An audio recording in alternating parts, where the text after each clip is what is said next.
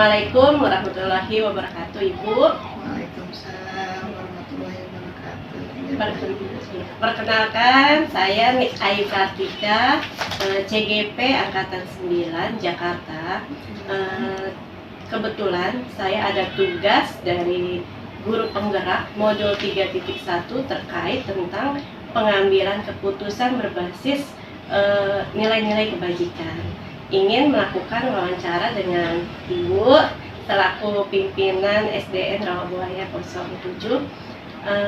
Ada 8 pertanyaan yang mungkin saya akan bertanya sama Ibu. Kita mulai saja ya Bu ya.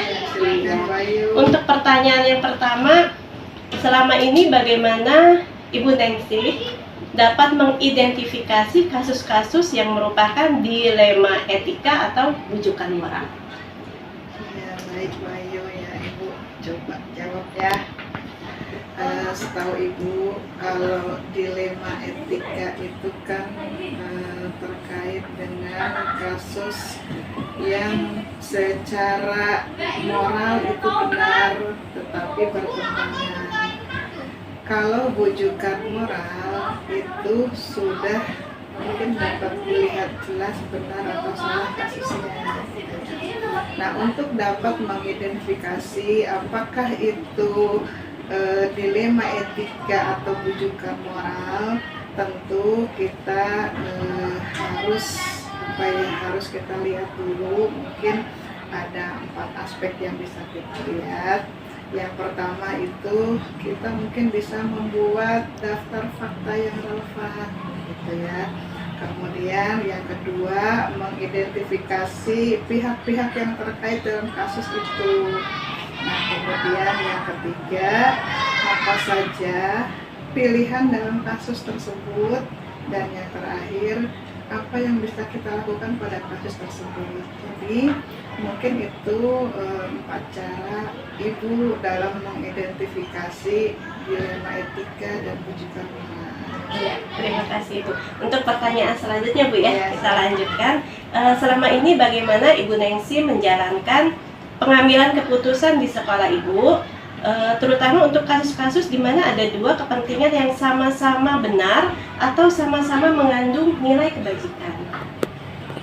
Baik, untuk pengambilan keputusan Ibu di Rawabuaya 07 ini, jika memang ada benar, misalnya ada kasus yang sama-sama benar dan sama-sama mengandung nilai kebajikan, tentu kita harus bersandar dan kita analisis. Yang pertama itu bagaimana kita memikirkan akhirnya atau endingnya, gitu ya. Jadi itu yang disebut dengan berpikir berbasis hasil akhir. Nah, kemudian Ibu juga akan memikirkan aturan apa yang mendasari untuk penyelesaian masalah tersebut. Jadi karena kita ini istilahnya semua diatur oleh hukum, maka Ibu akan mencari dasar hukum yang akan digunakan untuk penyelesaian masalah. Nah, kemudian seberapa besar rasa peduli kita, gitu ya. Kemudian yang terakhir didasarkan juga pada berpikir sebab akibat dan keterkaitan dengan pihak-pihak yang lain. Jadi itulah istilahnya cara-cara Ibu dalam mengambil keputusan di sekolah ini. Baik Ibu. Lalu yang ketiga, langkah-langkah atau prosedur seperti apa yang biasa Ibu lakukan selama ini? Untuk perihal masalah ya, langkah-langkahnya ya. Ketika ada masalah di sekolah ini, entah itu berkaitan dengan guru, siswa, orang tua, atau lingkungan sekitar, biasanya Ibu tidak memutuskan sendiri, Bayu ya.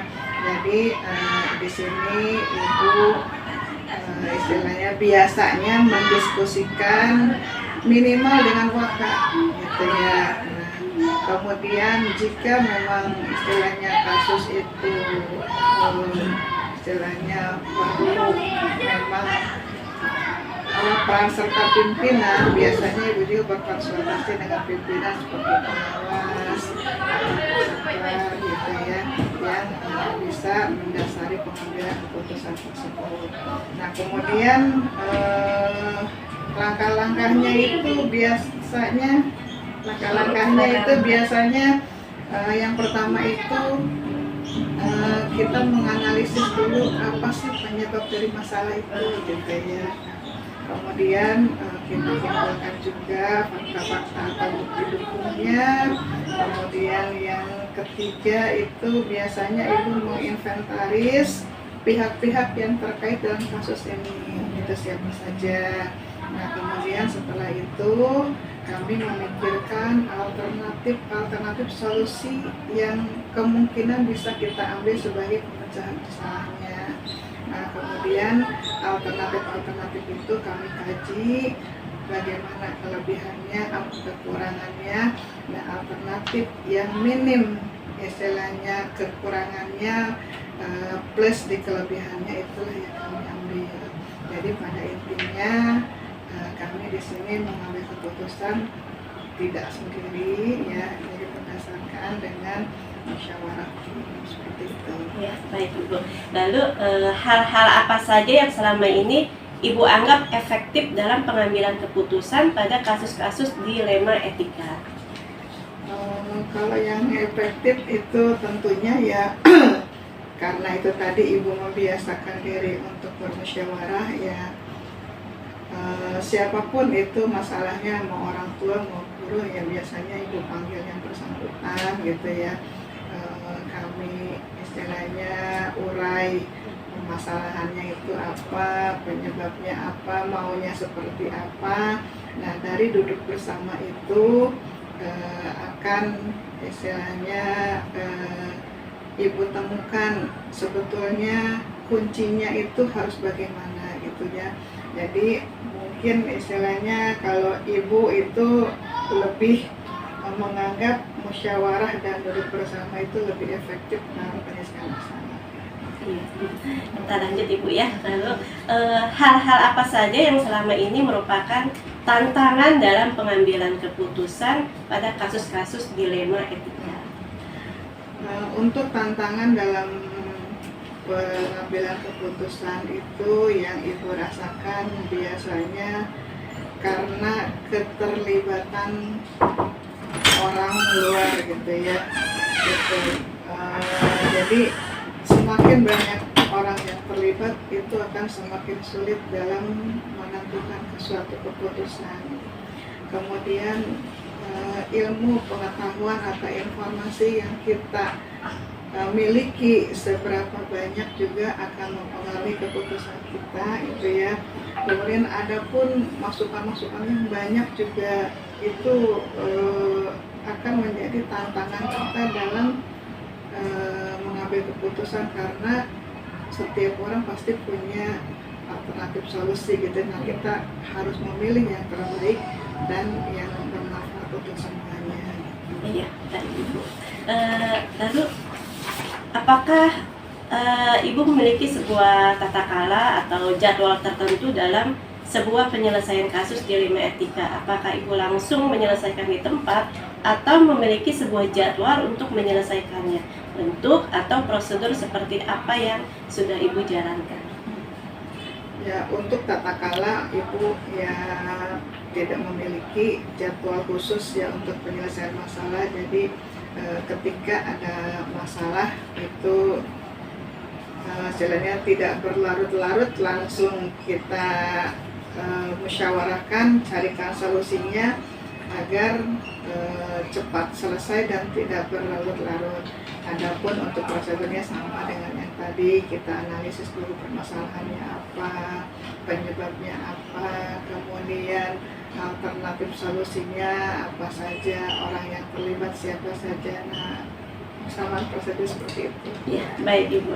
Lalu adakah seseorang atau faktor-faktor apa yang selama ini mempermudah atau membantu Ibu dalam pengambilan keputusan dalam kasus-kasus dilema etika? Oke, untuk seseorang ya di sini terus terang Ibu banyak melibatkan waka ya. Waka baik bidang kurikulum maupun bidang kesiswaan itu selalu sebelum pengambilan keputusan pasti selalu ibu ajak bicara gitu ya. Kalau untuk masalah-masalah eksternal keluar gitu biasanya ya ibu mengajak bicara pengawas atau kasatlam sebagai pembina agar istilahnya meminimalisir kesalahan pengambilan keputusan gitu ya. Kemudian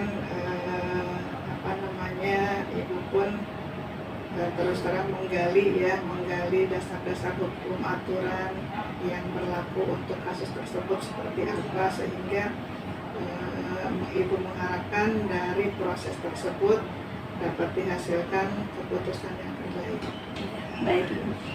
Lalu dari semua hal yang telah disampaikan, pembelajaran apa yang Ibu dapat petik dari pengalaman Ibu mengambil keputusan dilema etika? Pembelajaran yang dapat Ibu ambil dari pengambilan keputusan dilema etika bahwa mengambil suatu keputusan itu tidak mudah, gitu ya. Karena di sini kasusnya ya benar-benar itu semuanya bernilai kebenaran dan mengandung kebajikan gitu ya.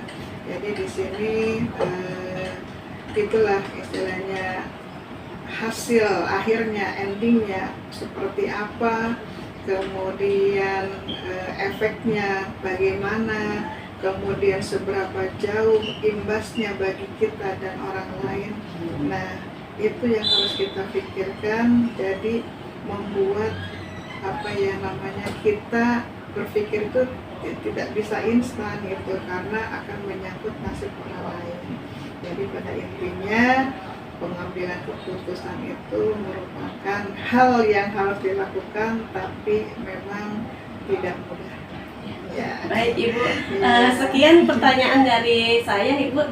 Terima kasih atas waktu dan kesempatan yang diberikan. Semoga wawancara ini dapat bermanfaat, khususnya bagi saya kelak dapat mengambil keputusan yang bijak seperti Ibu.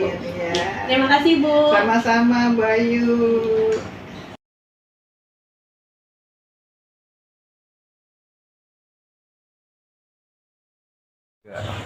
Ya, selamat pagi Ibu. Saya selaku CGP Angkatan 9 Nikdem Kartika ingin wawancara dengan Ibu mengenai pengambilan keputusan yang berbasis nilai-nilai kebajikan. Di sini ada 8 pertanyaan yang akan saya tanyakan ke Ibu selaku pimpinan pembelajaran di sekolah ini. Kita mulai saja ya Bu ya. Iya. Silakan Bu Ayu. Baik Ibu, untuk pertanyaan pertama, selama ini bagaimana Ibu dapat mengidentifikasi kasus-kasus yang merupakan dilema etika atau bujukan moral? Sesuatu itu dikatakan bujukan moral adalah jika ada dua hal yang satu benar dan yang satu salah menurut hukum, dan jika kedua-duanya itu benar, maka itu dikatakan dilema etika. Baik Ibu, lalu kita pertanyaan kedua, selama ini bagaimana Ibu menjalankan pengambilan keputusan di sekolah Ibu, terutama untuk kasus-kasus di mana ada dua kepentingan yang sama-sama benar atau sama-sama mengandung nilai kebajikan? Sebelum mengambil keputusan, tentunya saya mengidentifikasi masalah yang terjadi terlebih dahulu.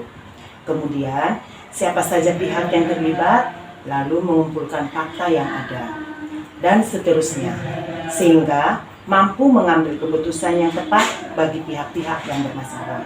Dalam pengambilan keputusan ini, tentunya mengutamakan prinsip kekeluargaan, musyawarah ataupun mufakat bersama. Iya, baik. Untuk pertanyaan selanjutnya adalah langkah-langkah atau prosedur seperti apa yang biasa Ibu lakukan selama ini? Langkah pertama yaitu saya memanggil kedua belah pihak yang bermasalah untuk dimintai keterangan, supaya saya mengetahui di mana letak permasalahannya itu, serta menemukan bagaimana solusi terbaik yang akan diambil atau putusan yang tidak merugikan kedua belah pihak. Baik. Lalu hal-hal apa saja yang selama ini Ibu anggap efektif dalam pengambilan keputusan pada kasus-kasus dilema etika. Melakukan dialog dengan pihak bermasalah dengan prinsip kekeluargaan agar dapat memunculkan solusi yang dapat diterima kedua belah pihak dengan cara memberikan bimbingan secara komprehensif yang tidak menimbulkan perselisihan lagi dari kedua belah pihak tersebut. Baik. Lalu hal-hal apa saja yang selama ini merupakan tantangan dalam pengambilan keputusan pada kasus-kasus dilema etika?